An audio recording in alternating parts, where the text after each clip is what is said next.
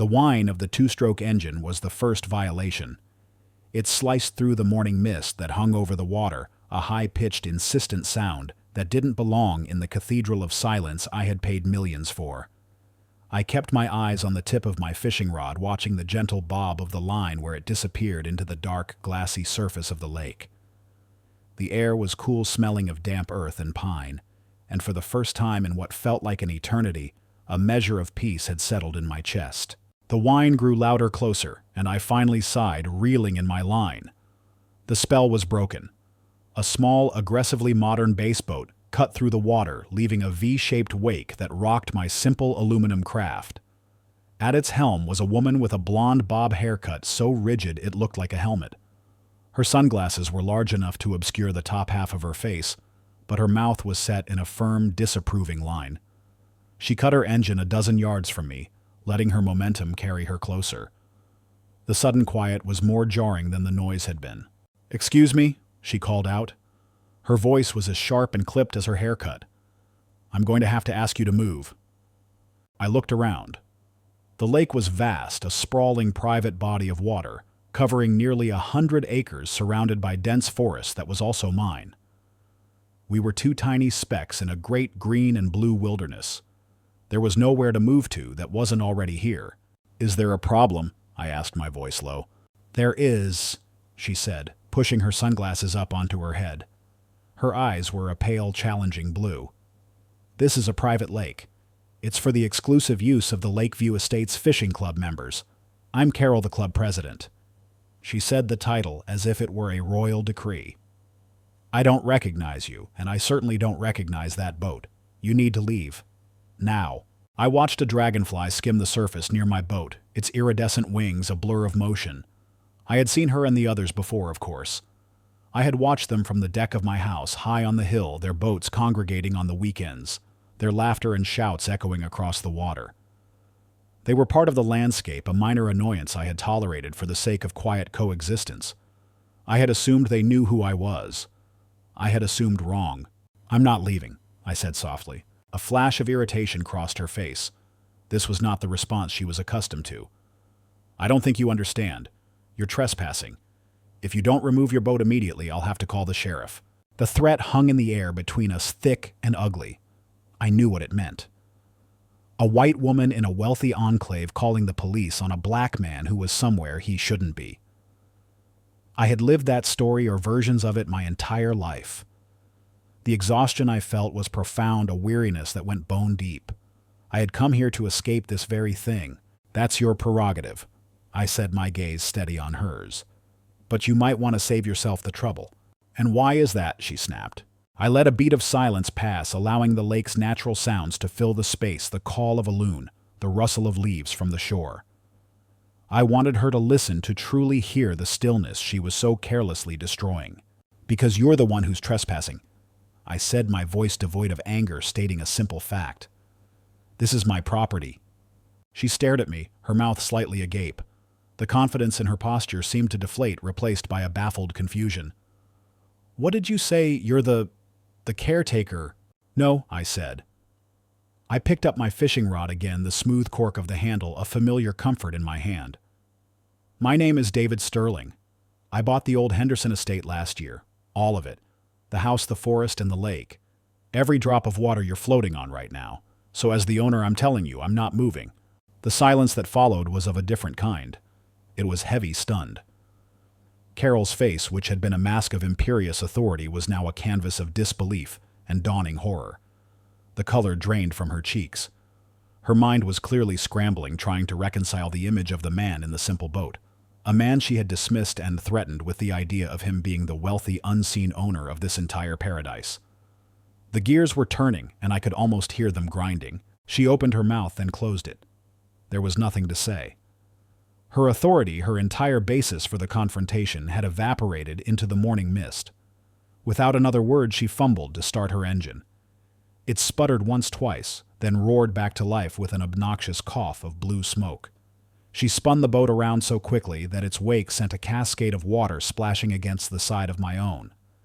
Then she was gone, a streak of white and blonde fury racing back toward the small community dock on the far side of the shore. I watched until her boat was just a speck, until the sound of her engine had been swallowed by the trees. The silence returned deeper and more profound than before, but the peace was gone. A familiar bitter taste was in my mouth. My name is David Sterling, and 6 months ago my wife Sarah died. She was the architect of my life, the quiet center of my world. We had built everything together, a tech company from a garage in Palo Alto, a fortune I never learned how to spend, and a love that was supposed to last forever. It didn't.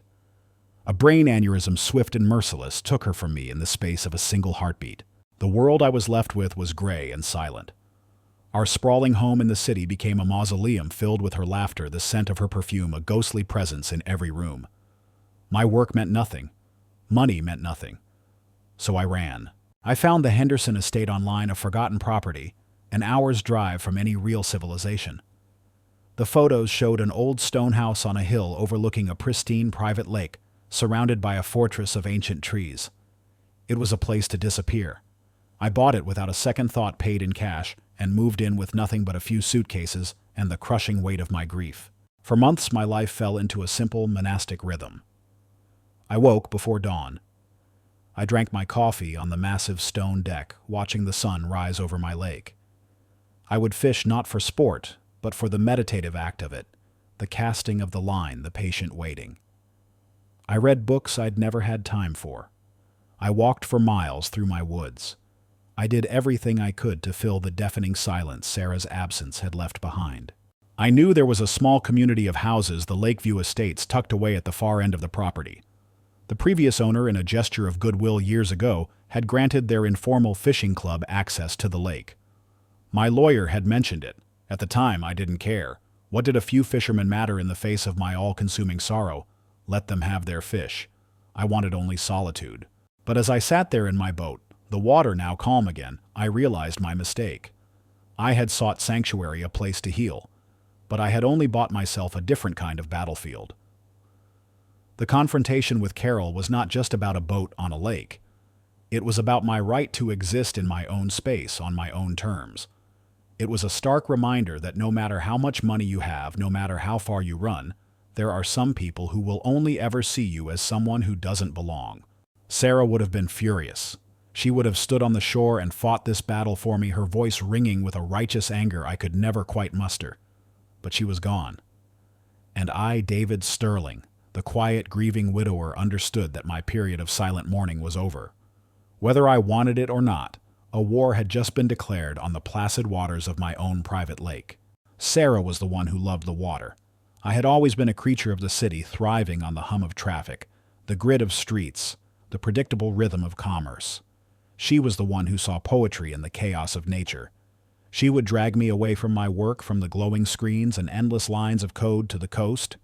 We'd walk for hours along the jagged cliffs of the Pacific, her hand in mine, her laughter carried away by the wind. "You need to breathe, David," she would say, her eyes the color of warm honey. "The world isn't made of ones and zeros." For her, I learned to breathe. For her, I learned to see the world not as a problem to be solved, but as a story to be experienced. We met in a dusty university computer lab, two scholarship kids with ambitions that far outstripped our means. I was the programmer, the logical engine. She was the visionary, the one who could see the human connection in the cold, hard logic of technology. Our company, Nexus, was born from her belief that we could build platforms to bring people together, not push them apart. And we did. We built an empire on that simple, radical idea. I wrote the code, but she gave it a soul. Our life together was a whirlwind of frantic creation and quiet intimacy. We worked 18-hour days fueled by cheap coffee and a shared dream. Then we would come home to our small apartment, and later the sprawling house in the hills, and the world would shrink to just the two of us. She would read poetry to me while I cooked. She had a way of making the most complex verse sound like a simple, beautiful truth. She taught me how to dance in the kitchen, how to find constellations in the night sky, how to love something with a totality that was both terrifying and sublime. For 25 years, my life had a purpose, and that purpose was her. My work was for her. The home we built was for her. Every morning I woke up and my first thought was of her. Her death was not a slow decline. It was an amputation.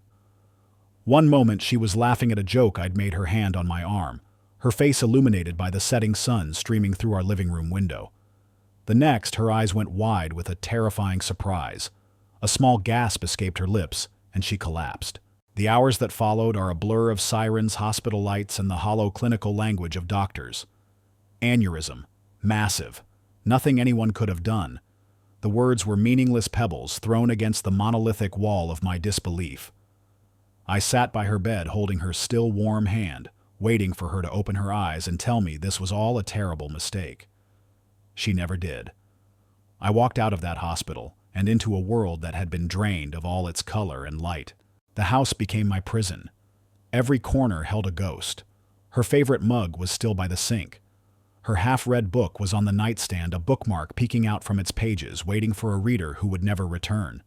Her scent lingered on the pillows. I couldn't sleep. I couldn't eat.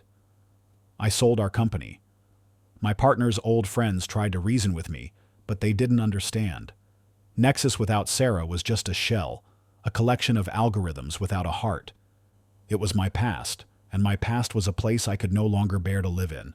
I found the Henderson estate during one long sleepless night, scrolling through luxury real estate listings, not with any intent to buy, but as a form of digital self-flagellation. I was looking at lives I could no longer have. But this place was different. It wasn't a pristine modern mansion. It was old, made of stone and dark wood, and looked like it had grown out of the hill it rested on. The description was sparse: 300 acres of secluded forest, a private 100-acre spring-fed lake, ultimate privacy. It was the word privacy that snagged me. I craved an isolation so complete it might swallow my grief whole. I drove out the next day. The realtor was a slick young man who was visibly uncomfortable with the property's remoteness and my silence. He walked me through the house, pointing out its potential for modernization. I wasn't listening. I was looking out the massive plate glass windows of the great room at the lake below. It was a vast, dark mirror, reflecting the stoic pines and the immense empty sky. It was a place of profound silence. "I'll take it," I said, cutting him off mid-sentence. The first few months at the lake were a study in emptiness. I brought nothing with me that was explicitly hers. No photographs, no clothes, no books. I thought that by erasing the physical reminders, I could trick my heart into peace. It was a fool's errand. Her absence wasn't in the things we owned. It was in the air I breathed, in the hollow echo of my own footsteps in the cavernous house. My days became a ritual of avoidance. I would wake, make coffee, and sit on the deck watching the mists burn off the lake. The water became my therapist. I learned its moods, the way the wind created patterns on its surface, the way the light changed its color from slate gray at dawn to liquid gold at dusk. I bought the simple aluminum boat and a cheap fishing rod. The act of fishing was a way to impose a simple order on a chaotic internal world. Cast weight reel, repeat. It was a mantra that kept the screaming silence in my head at bay. I walked the forests for hours, my feet finding paths that hadn't been used in years. I felt like a ghost haunting my own land. I was the master of this vast kingdom, yet I felt like an intruder. The house itself was too big, its silence too loud. It was a house built for a family, for laughter to echo in the high-ceilinged rooms. My solitary presence felt like a sacrilege. I was aware of the Lakeview Estates, the small cluster of homes on the other side of the water.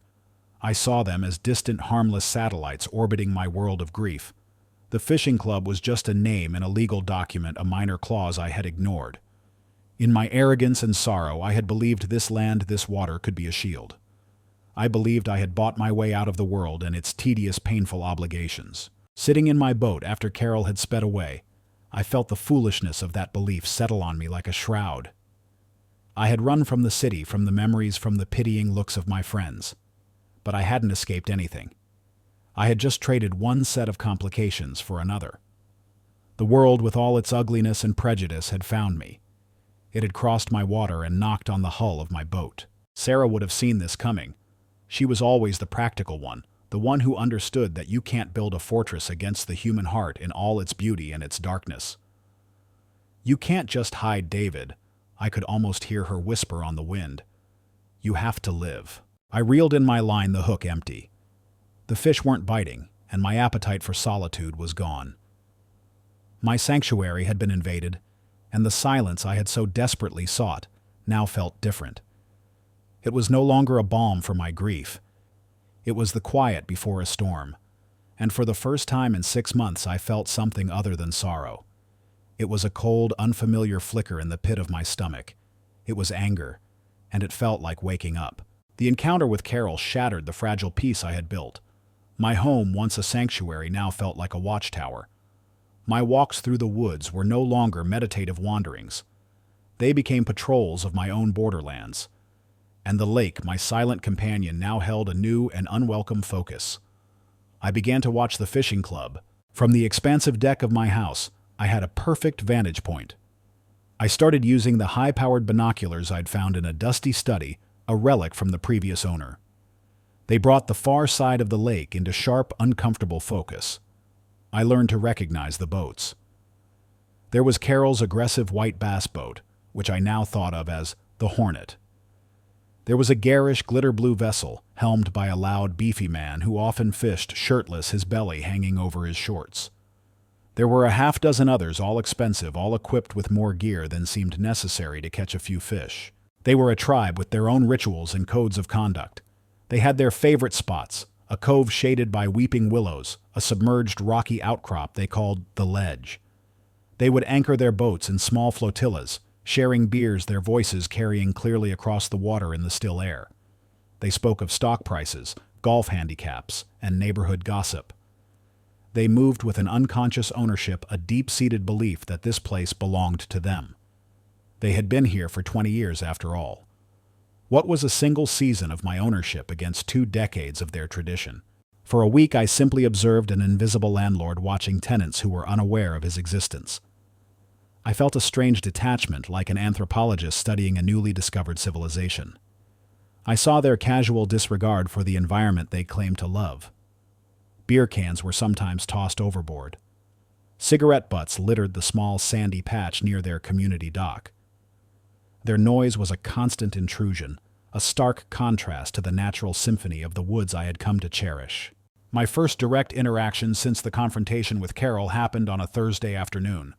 A storm the night before had brought down a large pine branch blocking one of the walking trails that wound near the southern edge of the lake. I took a small handsaw from the tool shed. The simple physical labor, a welcome distraction from the circling thoughts in my head. I was cutting the branch into manageable pieces when 2 of the club members docked their boat not 50 feet from where I was working. One was the shirtless, beefy man I'd nicknamed the Captain. The other was a thinner, wiry man with a perpetually anxious expression. They hadn't seen me at first, busy securing their boat and unloading their gear. "Not a bad haul, Bill," the wiry man said, holding up a string of rather small-looking bass. "It's the spot, I tell you. The new owner can't take that away from us." The captain boomed. He turned and finally saw me. He squinted, then his face broke into a broad, patronizing smile. "Hey there, good to see someone's keeping the place tidy." I stopped sawing and nodded, my hand still on the rough bark of the fallen tree. I was wearing old jeans and a faded t-shirt, sweat beading on my forehead. I knew what he saw, a handyman, a groundskeeper. The storm made a bit of a mess. I said, my voice neutral. "Tell me about it." He grunted, walking towards me, his boots crunching on the gravelly path. He looked me up and down, his eyes lingering on my clothes, my skin. "The name's Bill. This here's Gary. We're with the club." He gestured vaguely at the lake. "You work for the new owner, the fella from the city." The question was casual, but it landed like a stone in my gut. I had a choice. I could correct him. I could say, "I am the new owner," and watch the awkward, flustered apology that would surely follow. But I found myself unwilling. The weariness in me was too great.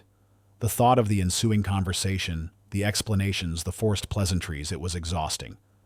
So I stayed silent on that point. "I'm just cleaning up the trail," I repeated. Bill seemed to take my non-answer as confirmation. "Well, good on you. It's about time someone took care of this place. Old man Henderson let it go to hell the last few years." He reached into a cooler he'd lugged from the boat and pulled out a can of beer glistening with condensation. "Here," he said, holding it out to me. "For your trouble. It's a hot one." It wasn't a gesture of friendship. It was a tip. It was the kind of thing a man like him does for the hired help, a small act of noblesse oblige that reaffirms his own position in the social order. I looked at the can, then at his smiling, expectant face. For a moment, I saw Sarah standing beside me, her eyes blazing with indignation. She would have taken that can and poured it on the ground at his feet. But I was not Sarah. My anger was a colder, quieter thing. "No, thank you," I said, turning back to the log. "I have work to do." My refusal clearly puzzled him. He held the can in the air for a second longer before shrugging a flicker of something annoyance in his eyes. "Suit yourself." He popped the top and took a long swallow. "Well, you tell your boss if he needs any advice on managing this lake, he should talk to me. We've been stocking this water and keeping the ecosystem balanced for years. He's got a real gem here. Be a shame if some city slicker came in and messed it all up." Gary, the wiry one, nodded in fervent agreement. "We know every inch of this lake. He'd be smart to listen." I didn't answer. I pulled the saw back and forth, the rhythmic rasping sound filling the space between us. I focused on the bite of the teeth into the wood, the sawdust falling like yellow snow onto the dark earth. It was a tangible, real thing in a world that had suddenly become surreal. I was an invisible man on my own land being lectured about how to care for it by the very people who treated it like their personal dumping ground. They lingered for a few more minutes, their conversation loud and self-important, before finally heading up the path toward their own neighborhood. I didn't watch them go. I finished cutting the log, my movements methodical, fueled by a simmering rage that had no outlet. I cleared the branches from the path, leaving it wider and safer than it had been before. As I walked back to my silent, empty house, Bill's words echoed in my mind. Be a shame if some city slicker came in and messed it all up. They saw me as a threat, but they didn't even know who I was. They saw a black face and a silent demeanor and filled in the blanks with their own prejudices, creating a narrative that cast them as the benevolent guardians, and me, or my phantom boss, as the ignorant interloper. I stepped onto my deck and looked out at the water. The sun was beginning to set, painting the sky in strokes of orange and purple. It was heartbreakingly beautiful. A beauty they felt entitled to, a beauty I had paid for, but was not allowed to simply possess in peace. I finally understood. This wasn't my sanctuary. It was a contested territory. And the neighbors weren't invisible anymore. They were a clear and present problem. The days that followed my encounter with Bill and Gary were marked by a subtle but significant shift. My invisibility, which had once been a shield, now felt like a vulnerability. They didn't see me, so they didn't see a reason to respect the boundaries of the man who owned the land they so freely used. The cracks began to appear not just in my solitude, but in the very fabric of my property. It started with the trash. It had been an occasional annoyance, but now it became a deliberate offense. I found a plastic grocery bag filled with empty beer bottles and soiled paper plates left beside the trail where I had cleared the branch. It was placed so conspicuously that it could only be interpreted as a message. Your job is to clean up after us. A few days later, I found a tangled mess of fishing line hooks, still attached, caught in the reeds by my private dock. A lethal trap for the ducks and turtles that populated the cove. I spent a frustrating half-hour untangling the sharp, nearly invisible filament, my hands shaking with a quiet rage. Then came the noise. The weekend gatherings of the fishing club grew louder, more boisterous. Music, tinny and distorted as it echoed across the water, would start in the afternoon and stretch into the evening long after the sun had set. It was a soundtrack of intrusion, a constant reminder that my peace was conditional, subject to the whims of others. I would sit on my deck trying to read the words of a novel, warring with the lyrics of some vapid pop song. My home felt less like a fortress and more like a poorly defended outpost. The most egregious violation was the trespassing. My dock became their occasional resting spot. I would come down in the morning for my ritualistic check of the water and find fresh footprints on the damp wood, sometimes a discarded coffee cup or a crumpled napkin left behind. They were encroaching further and further into my personal space, blurring the line between the shared lake and my private home. This dock was an extension of my house. To me, their presence on it felt as invasive as if they had walked onto my porch. I knew I had to do something. Direct confrontation still felt like a step I wasn't ready to take. My grief had hollowed me out, leaving me with little energy for arguments. I decided on a less personal, more official approach. I drove into the nearest town and had a sign professionally made. It was carved from a solid piece of cedar, the letters routed out and painted a crisp, clear white. It was polite but unambiguous. Private property dock and surrounding area for resident use only. No trespassing. Thank you. I installed it myself at the head of the short path that led from the main trail down to my dock. I dug the post hole deep and secured it with concrete. It looked solid, official, undeniable. It was a clear physical line drawn in the sand. A reasonable person could not miss it. A reasonable person would respect it. For the first few days it seemed to work. I saw a couple of club members walk down the path, notice the sign, hesitate, and then turn back. I felt a small, foolish sense of victory. Perhaps this was all that was needed. A simple, clear communication. My optimism was short-lived. The following Saturday I was in my study when I heard the familiar sound of their boats and loud voices. I picked up my binoculars. A group of 4 men, including Bill, were fishing not far from my cove. After a while, 2 of them motored over to the community dock, but Bill and another man steered their boat directly toward my side of the lake. They tied up to one of the trees on the shore, another new violation, and started walking up the path. I watched my jaw tight as they approached the sign. Bill stopped and pointed at it. He said something to his companion, who laughed.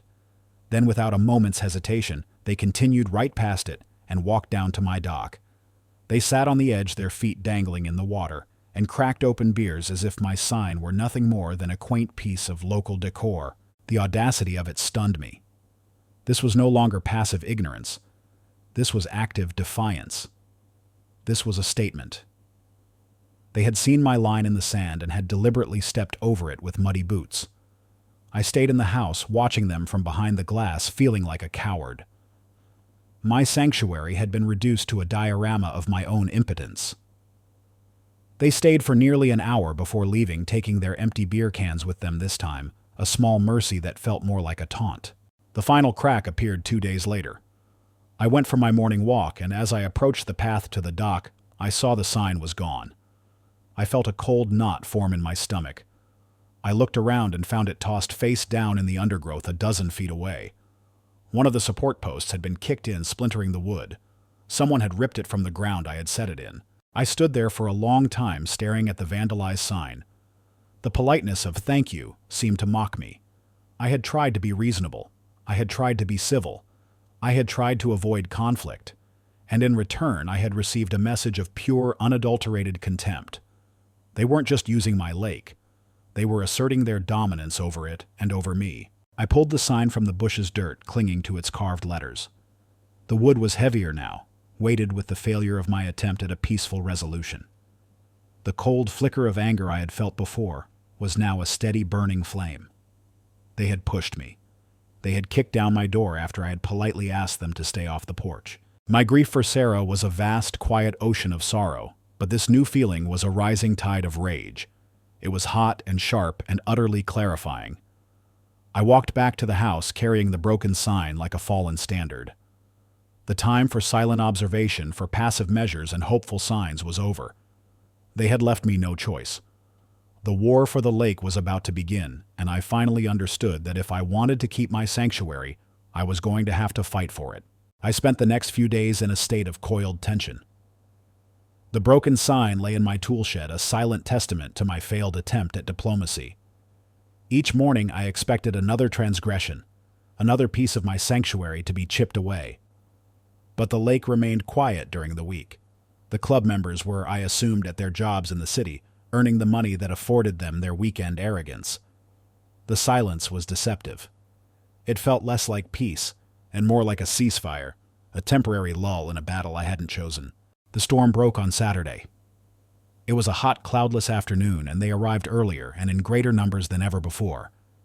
It felt less like a fishing trip and more like an invasion. A flotilla of at least 8 boats gathered in the middle of the lake, their occupants rafting them together, creating a floating island of noise and activity. The music from a powerful speaker system was a physical presence, the bass thumping against the hull of my house. I watched from my deck, the binoculars feeling like a weapon in my hands. This felt different. There was a celebratory, almost defiant air to their gathering. I had tried to set a boundary, and they had torn it down. This party felt like their victory lap. As the afternoon wore on, fueled by the sun and endless cans of beer, their floating island began to drift. It moved slowly, inexorably from the center of the lake toward my shore, toward my cove, toward my dock. My heart began to pound a slow, heavy rhythm against my ribs. Surely they wouldn't. Surely even they had a line they wouldn't cross. I was wrong. Led by Bill's glitter-blue boat, the flotilla broke apart, and one by one they motored to the edge of my property. They didn't just dock. They disembarked. Coolers were dragged onto my small private beach. Towels were spread on the grass. And then a group of them, men and women, clambered onto my dock, as if it were the pier at a public resort. They set up folding chairs.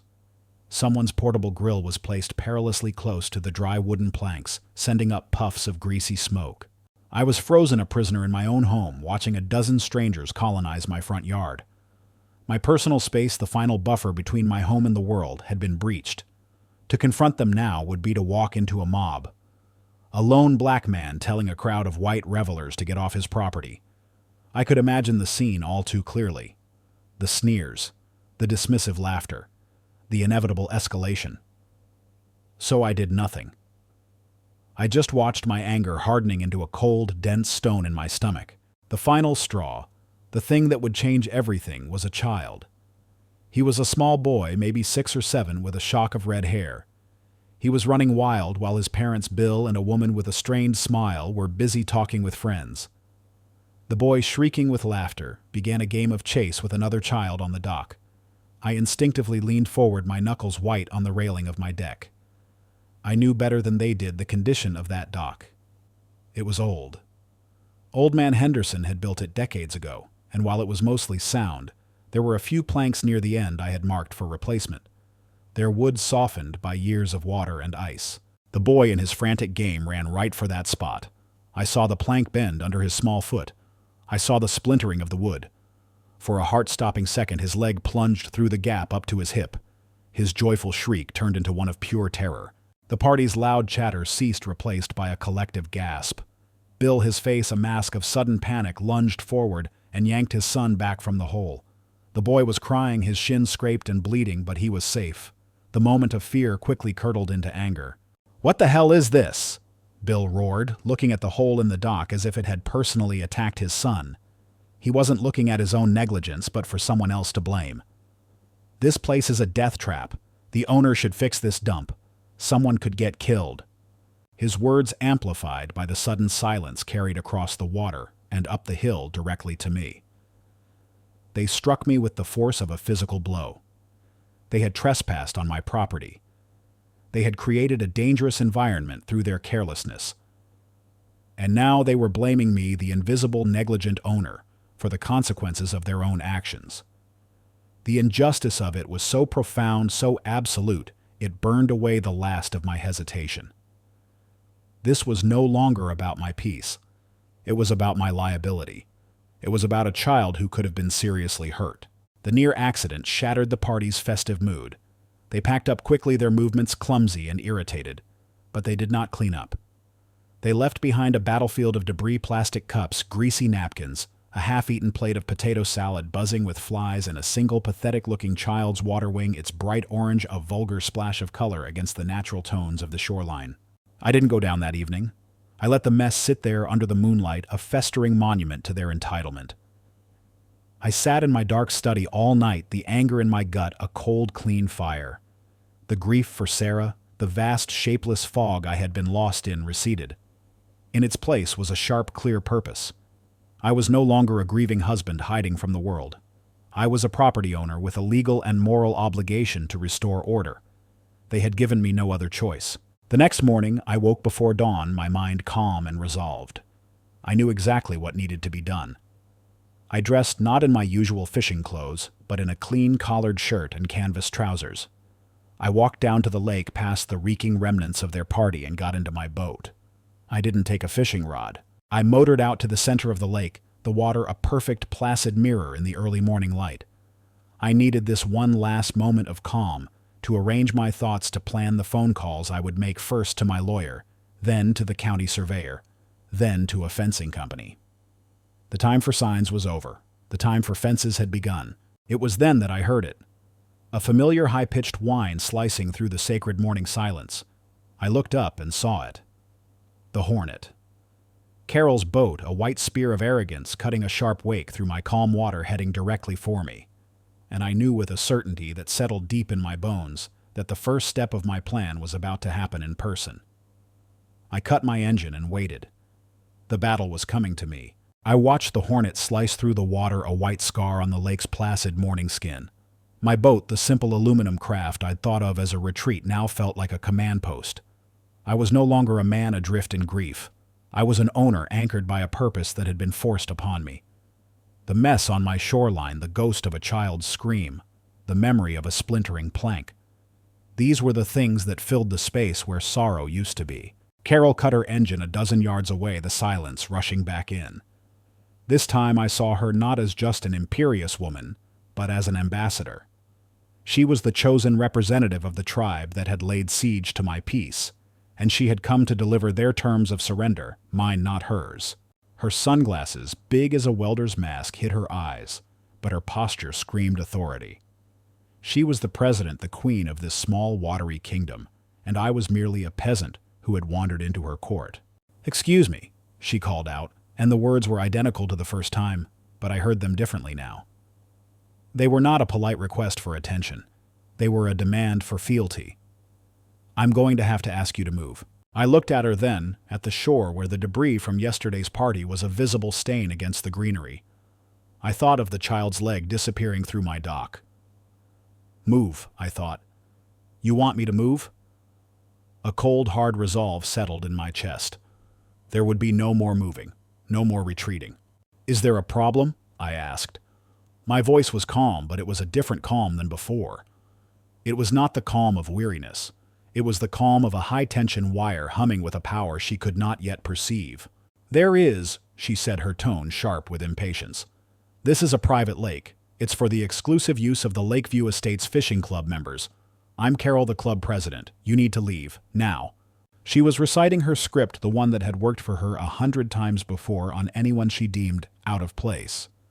But she didn't know the stage had changed. The play was different, and I was no longer a bit player in her production. "I'm not leaving," I said. The flash of irritation crossed her face just as it had before. The predictable reaction of someone whose authority has been questioned. "I don't think you understand," she said, her voice rising slightly. "You're trespassing. If you don't remove your boat immediately, I'll have to call the sheriff." There it was, the cudgel she used to enforce her world order. Last time the threat had filled me with a profound exhaustion. Now it sparked something else, a flicker of cold amusement. "Go ahead," I thought. "Call him. Let's get the law involved. I have a file I'd love to share with him, full of photos of your club's trash and my broken sign." "That's your prerogative," I said, my gaze unwavering. "But you might want to save yourself the trouble." "And why is that?" she snapped, falling right into the trap of her own arrogance. I let the silence stretch just as I had before. But this was a tactical silence, not a weary one. I was letting her feel the full weight of her baseless confidence just before I took it away from her. "Because you're the one who's trespassing," I said. My voice was quiet, but it cut through the morning air like a surgeon's scalpel. "This is my property." The mask of confusion appeared right on cue. Her mind couldn't compute. The narrative she had constructed in her head of the hired help, the vagrant, the outsider, was short-circuiting against the simple, undeniable fact of my presence. "What did you say?" she stammered, her composure beginning to crack. "You're the caretaker." It was the last gasp of her prejudice, the final attempt to fit me into a box she could understand. I almost felt a flicker of pity for her. She was so blinded by her own worldview that she couldn't see the reality floating right in front of her. "No," I said, and now I allowed the full weight of my ownership, my fatigue, my anger to settle into my voice. "My name is David Sterling. I bought the old Henderson estate last year. All of it. The house, the forest, and the lake. Every drop of water you're floating on right now. I am the owner. And I am telling you, your club's behavior on my property is over. The party you threw on my dock yesterday was the last one." I watched the words land. It was like watching a building demolish in slow motion. First, the windows of her eyes shattered with shock. Then, the foundation of her confidence crumbled, her face slackening with disbelief. Finally, the whole structure of her authority collapsed inward, leaving nothing but the raw, exposed rubble of humiliation. The blood drained from her face, leaving her skin a pasty, blotchy white. The sunglasses seemed to shrink no longer an accessory of power, but a flimsy shield she was hiding behind. She was speechless. Her mouth opened and closed, but no sounds came out. The president of the club, the woman who commanded this lake, had been stripped of her title and her power by a few simple, quiet sentences. She, Carol, was the trespasser. She was the one who was out of place. Her retreat was a frantic, clumsy affair. She turned away from me, her movements jerky as she fumbled with the ignition of her engine. It sputtered a pathetic, weak sound that seemed to mirror her own sudden impotence. Then it caught with a roar of protest, and she jammed the throttle forward. The Hornet, her vessel of intimidation, lurched violently before speeding away, leaving a churning, angry wake that rocked my small boat with a fury she could no longer express in words. I sat there in the center of my lake and watched her go. The rocking of the boat was a gentle, soothing motion. The silence that descended was not the silence of peace restored, but the silence of a battle's opening salvo having found its mark. There was no joy in what I had just done. There was no triumphant fist pump. There was only the grim, clean satisfaction of a necessary act performed. I looked back at my house, a stone sentinel watching from the hill. The fight wasn't over. I knew that. A person like Carol, a community like the one at Lakeview Estates, would not accept this defeat gracefully. Humiliation like that doesn't lead to apologies. It festers into resentment and retaliation. They would regroup. They would scheme. They would come at me another way. But as I started my own engine, its steady, reliable hum, a comforting counterpoint to the memory of her sputtering retreat, I felt ready. The fog of grief had lifted, replaced by the crystal clarity of conflict. I was no longer just protecting my peace. I was defending my rights. I was honoring the memory of my wife, not by hiding from the world, but by facing it. I steered my boat toward my dock, toward the shore that I would now have to clean. It didn't matter. The work had to be done. The calls had to be made. The war for the lake had officially begun, and I was finally on the field. The silence that followed Carol's retreat was profound, but it was not peaceful. It was the charged, heavy silence of a vacuum waiting for the inevitable rush of air. I spent the rest of that morning cleaning my shoreline. I bagged the party's trash with a cold, methodical fury. Each plastic cup and greasy napkin was an indictment. The act was both a cleanup and a collection of evidence. When I was done, my small piece of the world was pristine again, but the violation lingered like a phantom limb. I didn't have to wait long.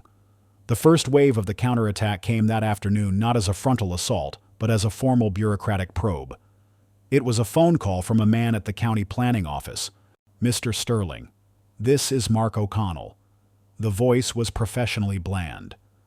"We've received a formal complaint regarding an unpermitted structure on your property, specifically the tool shed adjacent to the primary residence." I looked out my window at the small stone and wood shed that had probably stood there for 50 years. The shed. "Yes, sir. The complaint alleges it may not be up to current code or within the designated setback from the property line. We'll need to schedule an inspection." I knew exactly where the complaint had come from. It was a classic tactic of nuisance. It was baseless. The structure was grandfathered in, but it would consume my time and energy. It was a clear message. We can make your life difficult in ways you haven't even considered. I'll have my lawyer contact you to schedule it. I said, my voice betraying none of my anger. He has all the property's paperwork. That was only the beginning. The storm of retaliation broke in earnest over the next 2 weeks. It was a campaign fought not with open declarations of war, but with the 1,000 small cuts of community harassment. The narrative of my existence was rewritten. I learned through a conversation with the bewildered kid who delivered my groceries that I was no longer the quiet man from the city. In the mythology of Lakeview Estates, I had become a hostile corporate raider, a ruthless developer who had tricked poor old man Henderson and was now planning to build a hideous modern hotel on the shore, destroying their beloved lake. The story was absurd, but it was effective. It painted me as a monster, a Goliath to their collective David, completely inverting the reality of the situation. The racial undertones were never explicit, but they were woven into the fabric of the tale with phrases like, "He's not one of us," and "People like that don't understand our way of life." The passive-aggressive acts became a part of my daily routine. One morning, I found a large dead carp laid carefully on the welcome mat in front of my door, its vacant eye staring up at me. It was a grotesque, primitive message. A few days later, a car I recognized as belonging to Bill the Captain began making slow, repeated passes down my long driveway, its engine revving before speeding away. It was an act of intimidation, a reminder that they knew where I lived and that I was alone. Anonymous notes began appearing in my mailbox, which sat at the end of the driveway a half-mile from the house. They were typed on plain paper and tucked into unstamped envelopes. "Go home, city boy. This is our lake, leave us alone. You'll regret this." The words were cowardly and cliché, but they had their intended effect. They made the world outside my front door feel hostile and unpredictable. My home, my fortress, began to feel like a prison. I installed security cameras, their small black lenses staring out into the woods like paranoid eyes. Every creak of the old house at night made me flinch. Every unfamiliar car that I saw from my window sent a jolt of adrenaline through me. The quiet I had paid millions for was gone, replaced by a hyper-vigilant anxiety. The grief for Sarah was still there, a constant low hum beneath the surface, but now it was crowded out by the noise of this siege. My lawyer, a sharp, no-nonsense man named Ben Carter, became my only lifeline to sanity. "This is textbook David," he said over the phone after I described the dead fish. "Harassment by 1,000 cuts. They're trying to wear you down to make you so miserable that you either give in or sell up and leave." "So what do?" I asked, pacing the length of my study. "Document everything. Every note, every phone call, every dead fish. Keep a log. Get photos. We're building a case for a restraining order if it comes to that. Legally, you are on solid rock. They have no right of access unless you grant it. But a legal right doesn't stop people from being vindictive and stupid." There was a moment late one night when the weight of it all pressed down on me.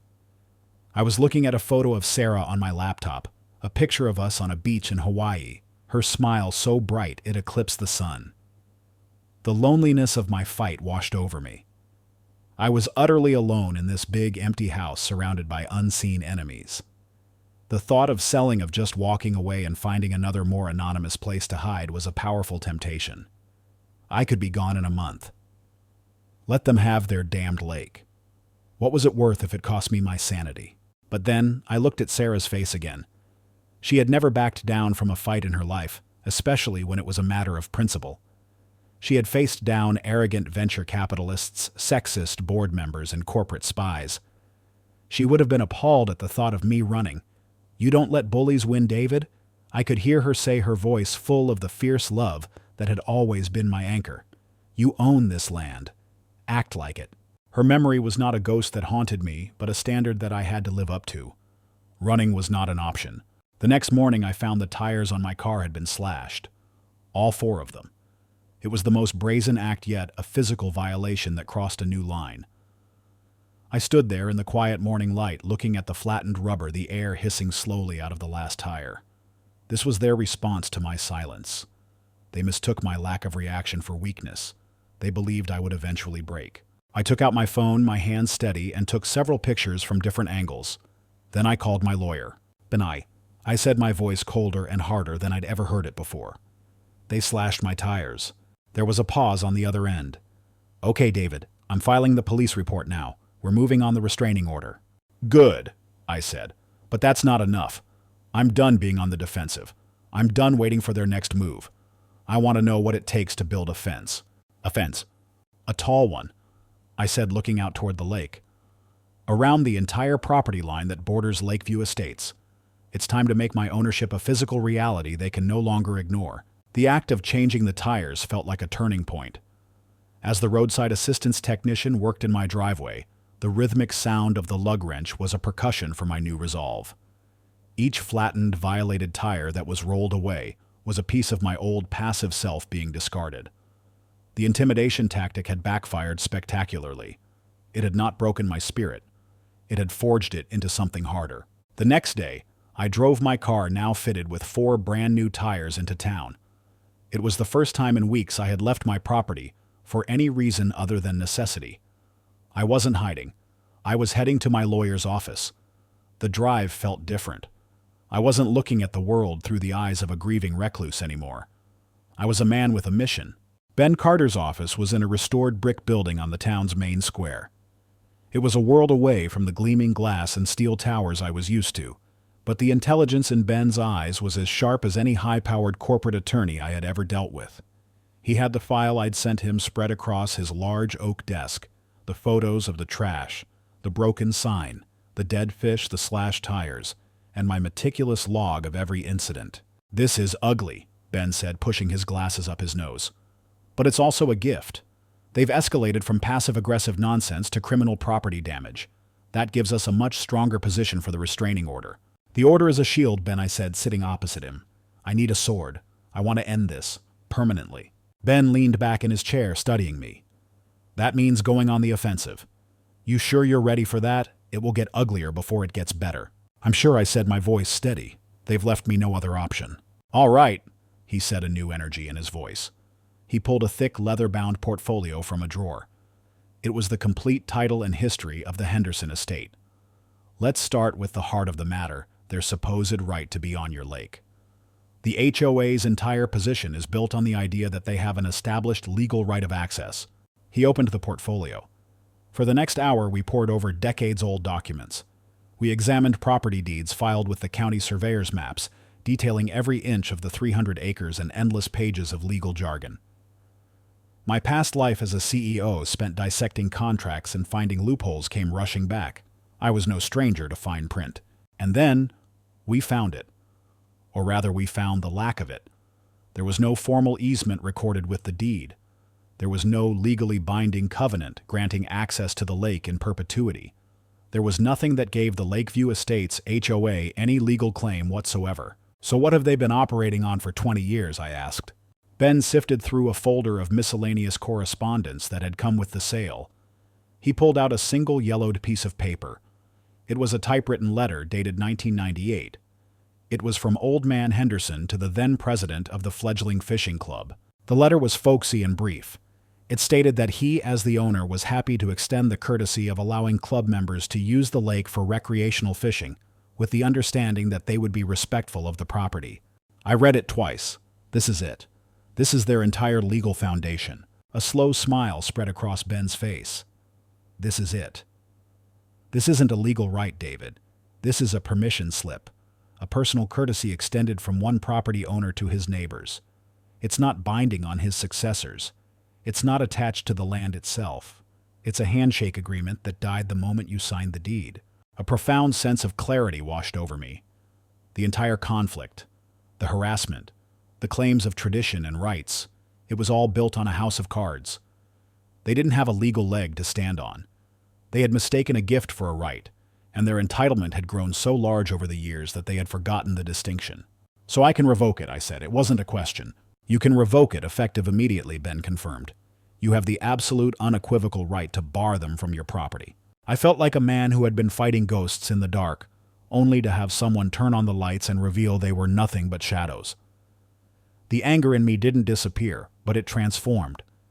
It was no longer a hot, emotional rage. It became a cold, clean instrument of strategy. "Okay," I said, my mind snapping into the familiar mode of corporate planning. "Here's what we're going to do. We attack on 3 fronts. 1, the physical. 2, the personal. 3, the legal."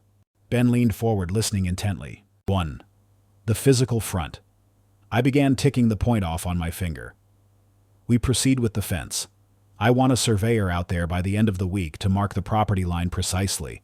Then I want to hire the best fencing company in the state. I want a 6-foot chain link fence along the entire border with the Lakeview Estates. I want it to have no trespassing signs every 20 feet. We are creating a physical barrier they cannot ignore. Expensive but definitive, Ben nodded. I like it. 2. The personal. We proceed with the restraining order. I want it served to Carol personally, and to Bill. Let them understand that their individual actions have specific legal consequences. This isn't just about their little club anymore. Done, Ben said, making a note. And 3, I said, my voice dropping. The legal sword. I want you to draft a formal notice of revocation of permissive use. I want it to cite the original letter from Mr. Henderson and the fact that it is a non-binding personal agreement. I want it to state clearly that, as of a specific date, let's say 30 days from notice, all previously extended courtesies are permanently terminated. Any member of their club or resident of their community, found on my lake, my shore, or any part of my land will be prosecuted for criminal trespass to the fullest extent of the law. I want that notice delivered by certified mail to every single household in the Lakeview Estates and hand-delivered to the HOA board." Ben looked at me, his eyebrows raised. "That's not a sword, David. That's a nuclear bomb. You will be the most hated man in this county." "I'm already the most hated man in this county," I replied. "The only difference is that soon I'll be the most hated man in this county, who gets to enjoy his property in peace." The decision was made. The plan was in motion. As I left Ben's office and stepped out onto the town square, the world felt different. The sun seemed brighter. The air felt cleaner. I was no longer the grieving man hiding in a fortress. I was David Sterling, and I was taking back my land. I was standing up. For myself, for my home, and for Sarah. She wouldn't have run, and neither would I.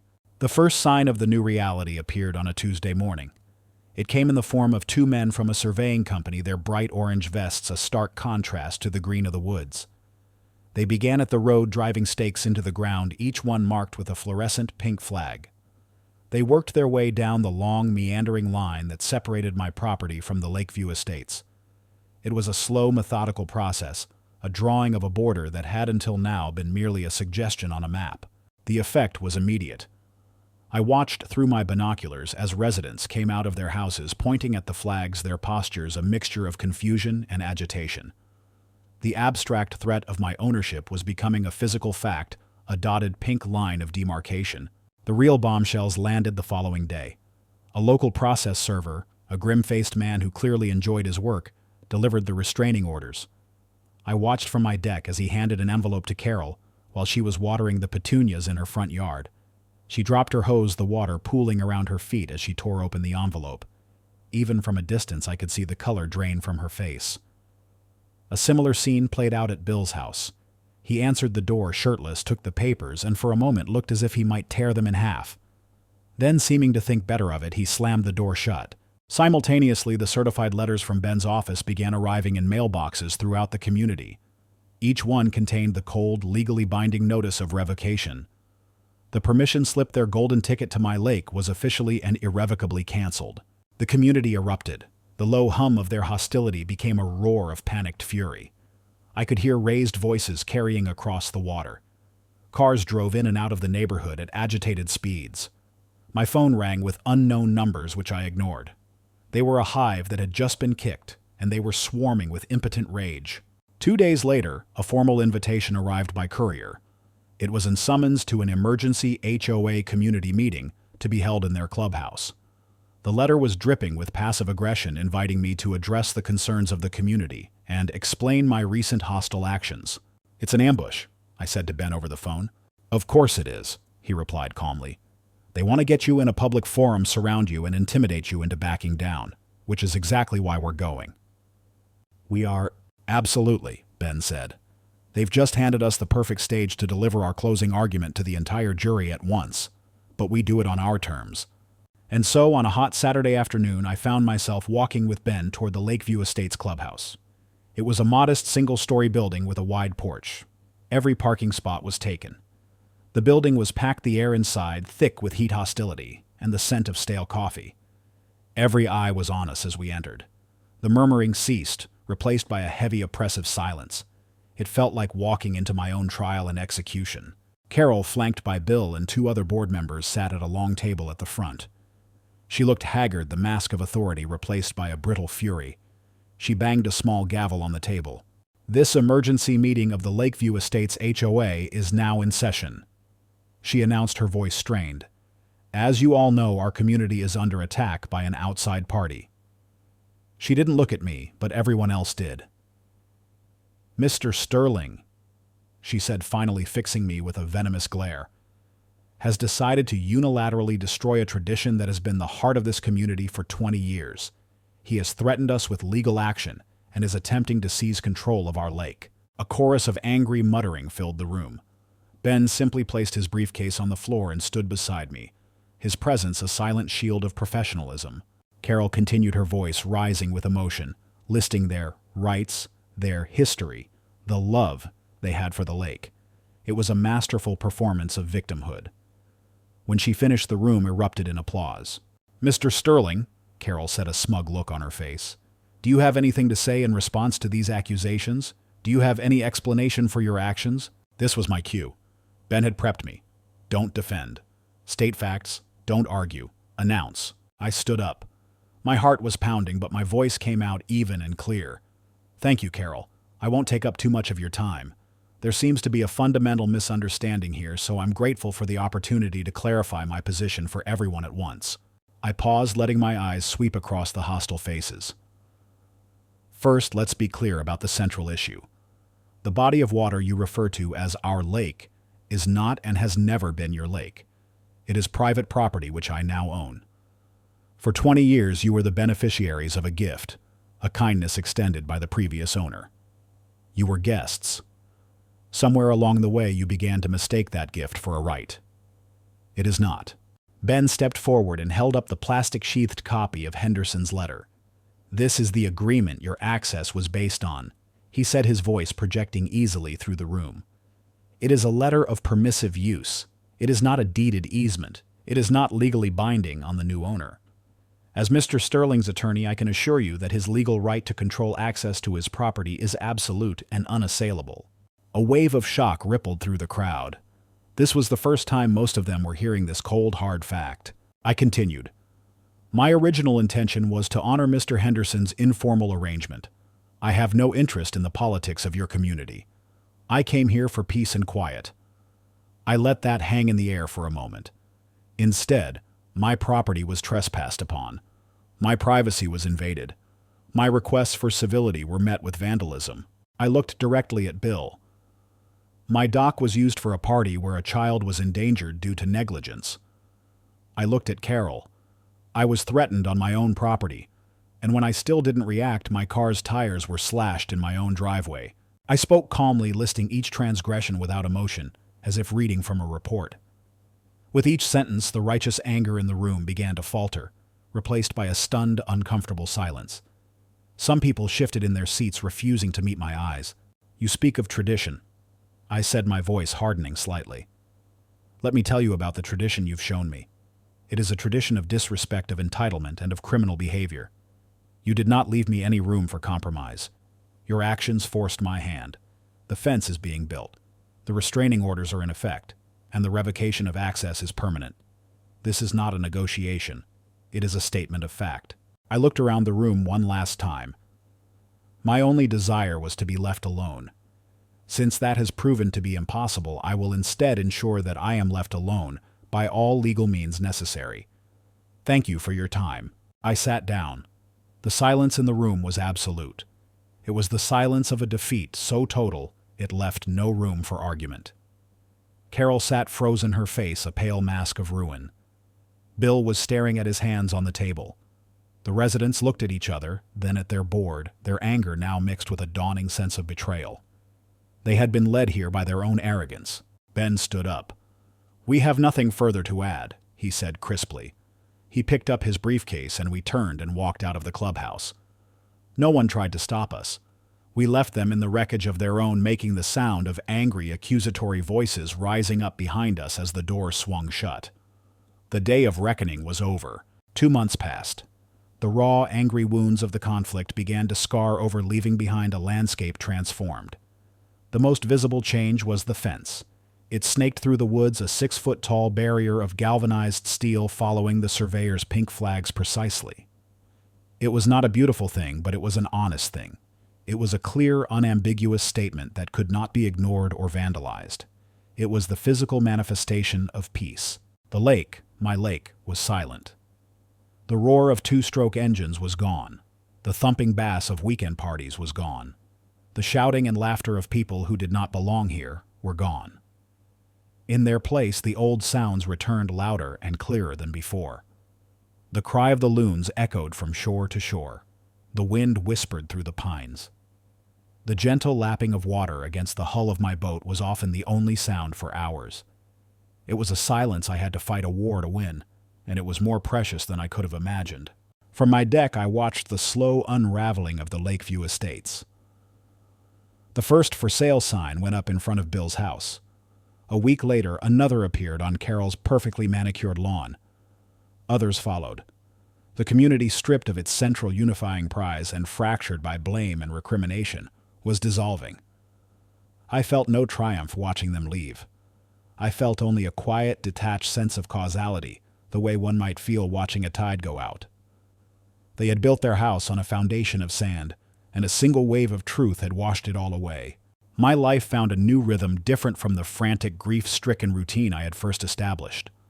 The walks in the woods were no longer patrols. They were explorations. The work I did around the property clearing brush, repairing the dock with new strong planks, planting a small garden near the house, was not a distraction from sorrow, but a joyful act of cultivation. I was not just occupying the land, I was caring for it. I was putting down roots. The anger was gone. It had been a clean, necessary fire that had burned away the fog of my grief and forged my will, but its fuel was spent. In its place, a sense of deep, abiding peace had settled. The house no longer felt like an empty mausoleum. Its silence was now a comforting embrace. Its size was no longer a burden, but a luxury of space and solitude. It was finally a home. My thoughts of Sarah changed too. The sharp, stabbing pain of her absence had softened into a gentle ache of memory. I could look at her photograph now and smile, remembering the fire in her spirit, the brilliance of her mind, the unwavering strength of her love. The grief had not disappeared. I knew it never would, but it no longer defined me. It had become a part of me, a source of depth and wisdom, a reminder of how much love the world could hold. One evening, as the sun began to dip below the tree-line, painting the sky in fiery strokes of orange and gold, I took my boat out onto the water. I didn't bring a fishing rod. I didn't bring a book. I just brought myself. I rowed to the very center of the lake and let the boat drift. The water was like dark glass, reflecting the glorious death of the day. The air was still and cool. I sat there for a long time, listening to the world breathe around me. Well, Sarah, I thought, the words forming silently in my mind. It got a little loud there for a while. I imagined her sitting beside me, her warm eyes taking in the scene. I could almost hear her voice, a low chuckle on the wind. You handled it, David. I always knew you would. I almost ran, I admitted, to her memory. I almost sold it all and ran away again. But you didn't, her voice in my head insisted. You stood your ground. You fought for your peace. You honored the home we were supposed to build together.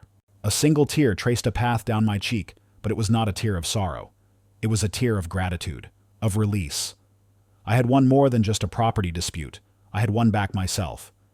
I had found a way to live with the ghost of my great love, not as a haunting, but as a benediction. The sun disappeared, leaving behind a sky of deep violet and the first pinpricks of stars. I sat in my small boat, a solitary man on a silent lake, and I was not lonely. I was whole. The silence was not empty. It was full. Full of the quiet dignity of the trees, the ancient patience of the water, and the enduring presence of a love that could never truly die. I was home. Finally and completely, I was home.